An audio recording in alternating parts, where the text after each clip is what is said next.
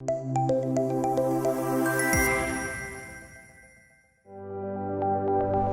I'm Sana Qureshi from the platform EdTech Pakistan. In continuation to the previous EdTech profile video, today we are here with an informative session on another EdTech startup, namely Hood, that is working so hard to improve the educational crisis and to solve the educational crisis in Pakistan.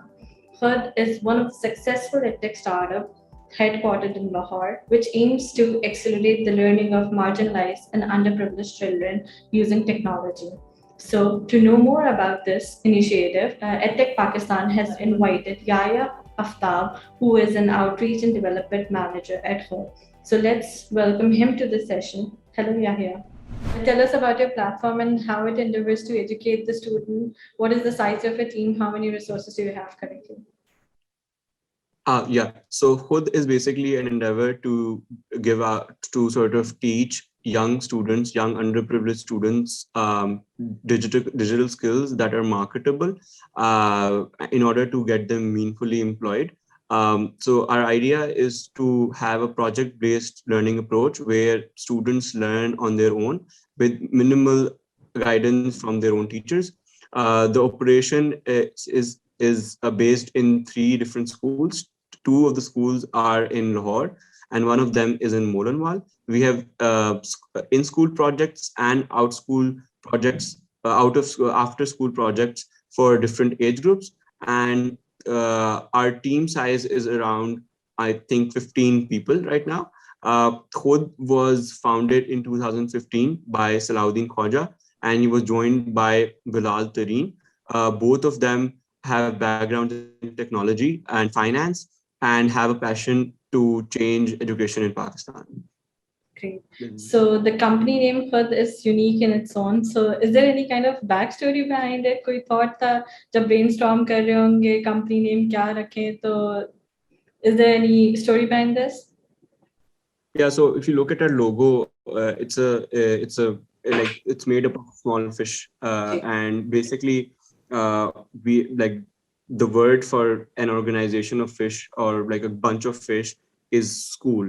And basically, if you observe fish in the ocean, they organize themselves in ways that that can sort of protect them from predators, and that is the most efficient ways. And they come together and organize themselves. There's no one sort of giving them instructions, or there's no, like in bees, there's no queen fish in the ocean. These are fish who autonomously sort of organize themselves. So the idea behind Khud is that students shall organize themselves in ways that learning outcomes are maximized, that learning potentials are maximized, and sort of the results that are created are far more or far better than in an environment where a teacher is present or where a hierarchical system of learning is present. So the idea behind Khud is to sort of gradually reduce the role of teachers, because in Pakistan, the teacher to student ratio is very sort of poor. Right, there are a lot of students and very few skilled teachers. So what we want to do is to reduce, so sort of bridge this gap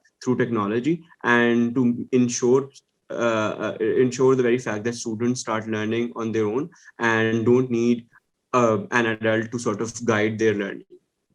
As we know that COVID-19 pandemic has created global health crisis, or almost all the business were affected by it. तो क्या आपके startup ने, क्योंकि अभी recently initial phases में, तो किस तरह impact किया COVID ने आपके operations को?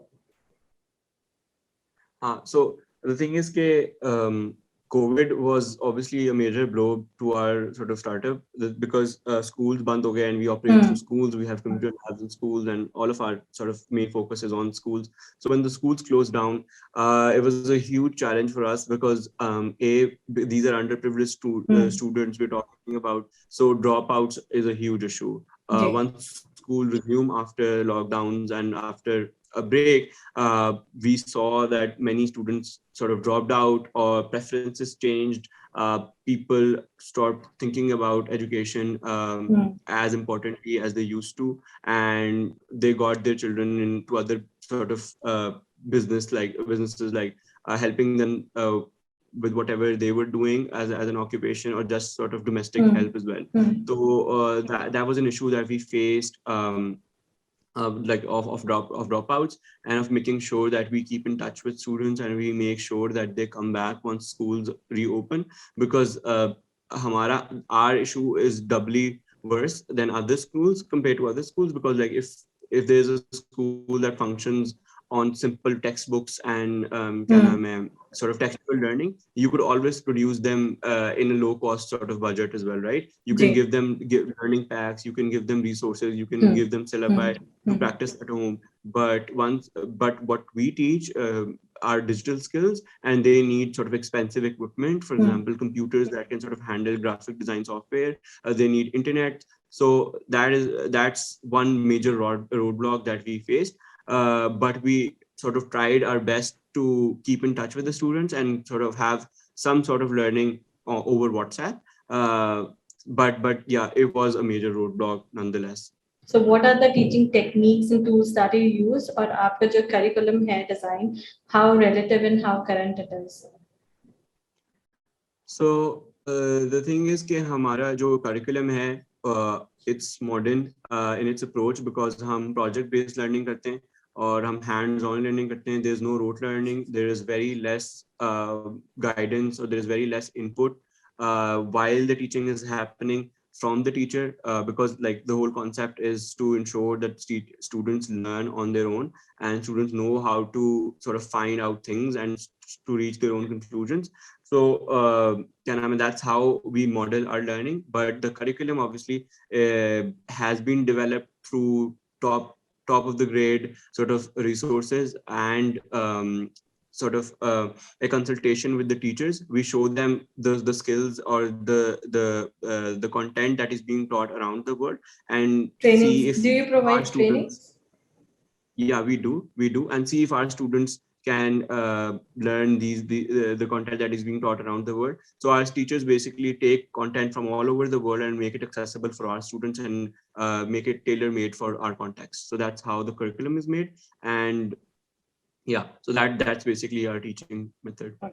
So as the platform is being very much vocal about the girls getting quality education, तो आपका जो recent venture है रहीम यार खान का, can you please speak about that ताकि हमारे audience get awareness about that?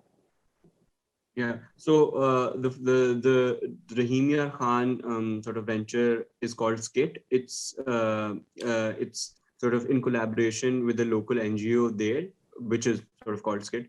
And usme what we want to do is that we want to take younger women, and through this intensive digital skills training, in order to make sure that they know the skill, that they have the skills required to enter the job market, and that they, if need be, can work from the comfort of their homes, because it's a typically conservative area, and women are not as encouraged to go out and work in the job market. So we want to make sure that they have the required skills to make some amount of money at home and support their families and support their education. मुझे आपसे यही पूछना था कि आप लोग को remote areas में एजुकेशन प्रोवाइड करने में क्या बैरियर्स, क्या हर्डल्स फेस आते हैं? डू यू फाइंड और do you feel any resistance उधर के लोगों से?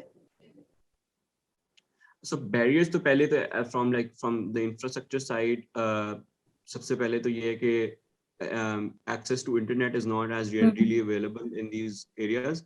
So we need to make sure that there is high-speed internet and that we are connected with them throughout the year. So that's one issue. The other issue is finding highly skilled or highly skilled human resources. Yeah, in those areas. So because not as many people are involved in the field there, so we need to sort of figure out that as well. So that's challenge number 2. As to the challenges faced by the community, there are not as many not many barriers placed by the communities, because they know what we do, and we go through institutions that are already existing there and already have worked to gain the trust of the community. In just 1 year, you have Khud has built almost 3 schools and 200 plus students are enrolled in your institution. So where do you see your Khud going in the future? So the future plan for Khud is simple. We've sort of figured out the learning bit. now we need to figure out the employment bit of the whole operation. We've given them the skills that they need to enter the job market. We've given them the mindset, the motivation to work. But now we need to figure out the employment bit. We need to figure out a mechanism for getting our children, for getting our students employed meaningfully. Because obviously the job market is not as open to students from these backgrounds. There is a bias against them that we know. So we need to sort of figure out how is that we can get them meaningfully employed and get them to earn money for themselves. So what is the one thing that you would like to advise the younger generation? My advice would be simply to be curious all the time, ask questions, because we see students who excel are always the students who are the most curious ones. So if you think that you have an interest or if you think that something attracts you, build upon that, explore that interest so that you are curious about it and that you want to know more. So this hunger of knowing more will take you places. So that's my advice. Thank you, Yahya, for joining us, and good luck for your venture.